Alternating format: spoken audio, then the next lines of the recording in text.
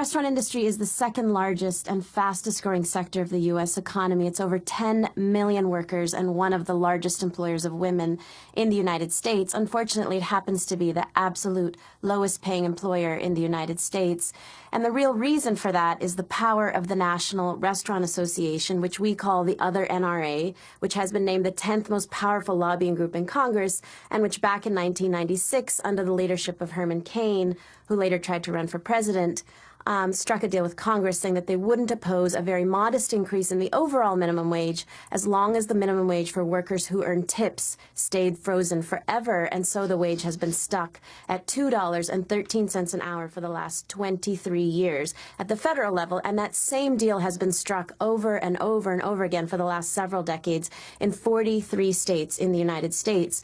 Now, the Restaurant Association has gotten away with this extraordinary exemption, basically saying we should be the only industry on earth that shouldn't have to pay our own workers' wages because you, the customers, should pay our workers' wages for us. They've gotten away with this extraordinary exemption by painting the picture of a guy who works at a fancy fine dining restaurant in Manhattan who earns $18 an hour in tips, who's doing just fine, when in fact 70% of tipped workers in America are women who largely work at restaurants like IHOP and Applebee's and Olive Garden and Red Lobster, who suffer from 3 times the poverty rate of the rest of the U.S. workforce and use food stamps at double the rate.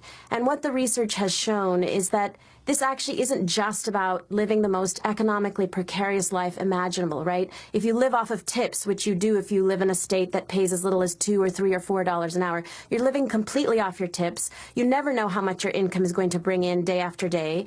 But even worse, what the research has shown is that this makes you even more vulnerable to the highest rates of sexual harassment of any industry in the United States. The restaurant industry is, in fact, the single largest source of sexual harassment complaints to the EEOC. And this is exacerbated by the fact that women living off of tips must tolerate whatever a customer might do to them, however they may touch them or treat them or talk to them, because the customer is always right, because the customer pays their bills rather than their employer. And the research shows that, in fact, women are twice as likely to experience this sexual harassment from customers, also from coworkers and management in states that pay as little as $2.13 than they are in states that provide the same minimum wage to tipped and non-tipped workers like California. And even worse, you're talking about 6 million women in America who must tolerate this every day of their lives to feed their families, because these are largely mothers, single mothers, right?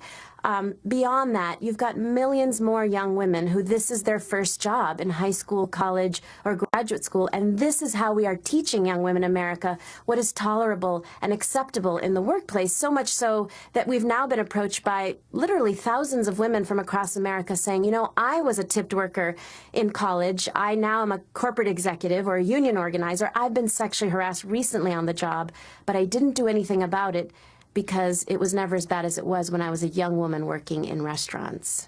Not only are there so many women who are employed in the restaurant industry who are suffering from wages that are substandard, but this intersection of sexual violence being based on that substandard wage and being based on the fact that waitresses depend on the largesse and the kindness of strangers rather than having real wages based on really difficult work that they deserve. And I think one of the great things about this collaboration is the understanding that we cannot end sexual violence against women unless we look at the intersection of economic violence. And I think the work that ROC is doing is some of the best work I've seen in bringing not only waitresses and restaurant workers together, but uniting our issues. $2.13 times 8, so you're making in the range of $18, $20 a day if you weren't getting tipped. If I'm not getting tipped. But the tips are the key. Right. So how do you feel it contributes to the issue of sexual harassment?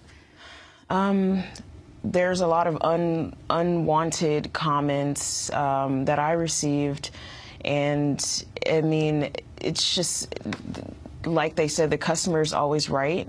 So you don't want to make them upset. You learn to just ignore it. I've on occasion gone to a manager and told them, you know, this guest is being a little bit difficult and I'm not sure how to handle it. And they ask me, well, what are they saying?